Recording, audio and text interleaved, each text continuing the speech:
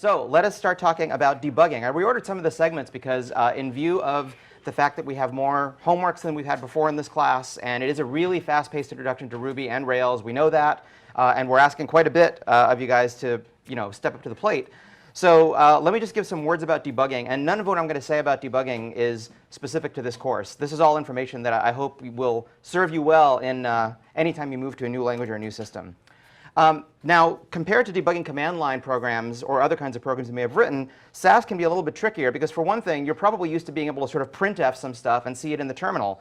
There is no terminal in the SAS world, right? It's running on a server somewhere, so the idea that you can have stuff printed out to the terminal doesn't work too well. Also, remember that there's a lot of moving parts in these applications. We start with a URI coming from a browser. There's a routing subsystem. The controller has to get invoked. The model does stuff. So there's sort of all these places where things have to happen. And sometimes an error can occur early in the flow but not become manifest, not show symptoms until later in the flow. And sometimes if it's an error that only arises under certain difficult conditions, it might be hard to reproduce. So that's another thing that's tricky. You've got external users. You can't control what the inputs are. And there's a couple of different things that I'm going to talk about in how you can approach debugging. One thing is something you probably all have done in many other languages, which is printing stuff to the terminal. Some people call that printf debugging. And in development mode, that's fine. You could certainly do that. And I'll show you a couple of different ways. There's logging, right? Even though there's no interactive terminal in the production server, there are certainly log files where you can write stuff. And a colleague of mine has said that log files are actually more important in some cases than the code or than the comments, because the log file, when you write a message to the log file, you're expressing your intent as a programmer of what was supposed to happen in the app. Doesn't mean it actually happened, but you wrote to the log file that you thought this is what's supposed to happen. So that can be very valuable. And when it's time to really bring out the big guns, Ruby has an interactive debugger, and we're going to demonstrate a little bit later on. However, all debugging has the following four-letter acronym in common. We use RASP. It could also be SPAR or PARS or whatever you want. But it's the same four things, right? When you run into a problem, first of all, calm down. Debugging is a fact of life. You're always going to do it. And we're very big on test-driven development and stuff like that. But I would be an idiot to say that that's going to guarantee you'll never experience bugs during the running of your code, right? This is just, we're programmers. It's a fact of life. So first, read the error message. Let me say that again, because it bears repeating, OK? Really read the error message. And sometimes the error message may look like a lot of spew, but in the scheme of things, it's not that many lines of spew, and there's valuable information in there, like usually the file and the line number of where something went wrong. The backtrace, which is a list of all the functions that called you all the way up to the top level where Rails first got invoked. So understanding at least where you should start looking for the symptom is one thing you can find in there. Ask a colleague. You're surrounded by colleagues in the class. You've also got the staff of the course. But when you ask a question, try to ask the most informed question you can. A bad example of a question is, help, my code doesn't work.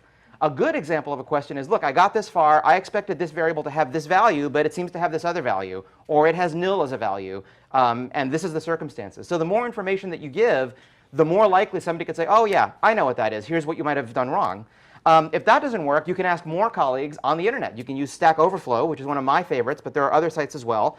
And this is especially true if the error involves a particular version of a library or something like that. Sometimes the bugs don't manifest the same way on different versions, but somebody out there has probably had the same bug you had. So for the more obscure ones, where it's not just a bug in your logic, but there might actually be an issue with the framework, things like Stack Overflow are a great resource. And if you can't find the answer already on Stack Overflow, you can post there. There's also the course forums, Piazza, and so forth. But remember, everybody who reads those is as busy as you are. They're also trying to debug and get their code to work. So to help them help you, give them the most complete information you can, but also concise. So don't confuse complete information with copy and paste the entire transcript of the error message. That takes a long time for them to read. You do the work of reading, and it's your error message. And once you've narrowed it down to a smaller set of circumstances, maybe you can even reproduce the bug in a controlled manner with less code. That's what you post. And those questions tend to get answered within minutes on Stack Overflow. How do you read these error messages? I mean, they are long, but you can parse them. You're all very smart. The backtrace shows you where you came from. So not only where the error occurred, but who called that method and who called that method and so on, all the way up to the top.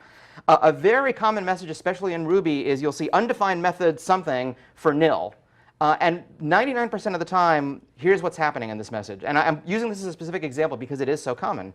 Often it means that you did some sort of a call where you assigned a variable, but you didn't bother to check for an error condition. And a lot of Ruby methods, when an error of some kind occurs, instead of raising an exception, they'll return nil instead of returning the object that you expected. So for example, we're going to show later how you talk to the database in a Rails app. And you might do a find on the database expecting to pull out, let's say, a movie from the movies table. And if it turns out that that movie is not there for whatever reason, M will come back nil. And when you try to dereference something on it, well, this is syntactically legal, right? You're trying to call a method on the object. But if M is nil, nil is an object that doesn't know how to do that many things. It is not a very talented object. Hence, the somewhat initially confusing message, undefined method foo for nil, right? When you think about it, it actually does make sense. The value of M is nil, and you tried to call the method title on nil, and that doesn't work.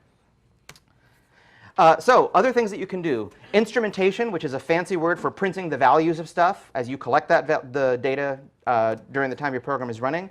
As we'll see, you can put limited amounts of code in your views. I know I've told you shouldn't do it, but sometimes when you're debugging, you got to break some eggs and et cetera. So there's a couple of methods like debug, which prints out, or I should say, generates a string representation of an object that's nicely pretty printed, and you can just stick that right into your view. And your view will look terrible, but given that there's no terminal to print to, this is a good thing to be able to see on the screen.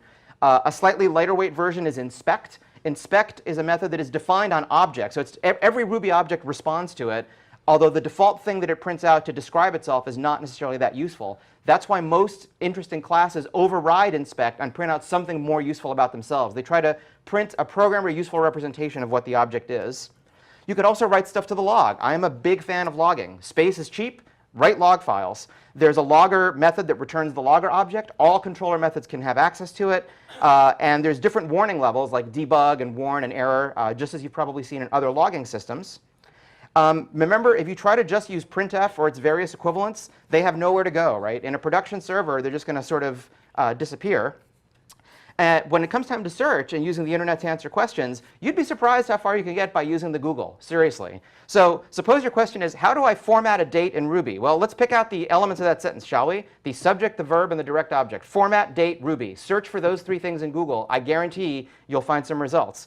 How do I add Rails routes beyond the standard CRUD ones that get defined for you? Again, look at the keywords in your question, type those keywords into Google, and rely on the wisdom of the world to see if you get an initial step. A lot of error messages have been reported by people other than you, amazingly enough. Read the documentation. We used to have an abbreviation for this, RTFM, but since no one reads anymore, the abbreviation has lost perhaps some of its currency. Nonetheless, there's complete, searchable, nicely formatted online documentation for both Rails and the Ruby libraries, both of which are extensive. Read the source. Rails is source code, right? Rails is actually just a Ruby library that's part of your app. So if you're really curious, you can actually trace back into Rails. And you know, the error occurred somewhere when Rails was trying to do this thing. What is that part of Rails actually doing? You can go read the documentation, find out. And of course, Stack Overflow, my personal favorite. Use Rails console. So we've been using IRB for simple examples, but what you really want is you want a Ruby command line interpreter that actually sort of has the entire environment of your application loaded into it. It knows what database tables you have and so forth. So Rails console more or less does that. In some cases, if you need to inspect the state of the program at a particular point in time, like what happens when I get to this point in my controller method, in those cases, even Rails console is a little bit awkward to use. So a little bit later, I'll show you a demo of a real interactive debugger that you can use in cases like that. So that's kind of bringing out the big guns. You don't need to do that too often.